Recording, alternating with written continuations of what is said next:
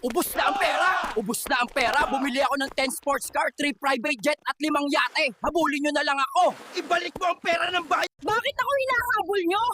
Puntahan yung mga congressman at official ng DPWH. Sila ang kumulimbat ng pera ng bayan, hindi ako mga hungas!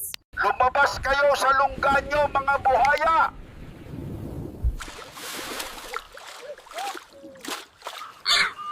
Wala nang pera sa flood control project! Booking na! Magbabaka sakali ako sa mga street lights naman! Baka pumaldo ulit! Mga walang hiya kayo! Ang baha nasa Metro Manila, tapos iimbestigahan nyo ang Davao Flood Control Project? Mga tanga ba kayo? Congressman, may balita daw na iimbestigahan nyo ang flood control project sa Davao eh. Nandito naman ang baha sa Manila, wala sa Davao. Wala ka namang sa Manila ang investigasyon. Binuking ko sarili. Mag-travel at mag-shopping ka lang anak.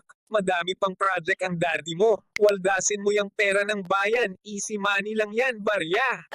Foreman, huwag muna lagyan ng bakal yung ginagawa mo para makatipid at pumaldo tayo. Tsaka, ubos na budget niya na kay Kong na. Okay, engineer. Toothpick na lang ilagay.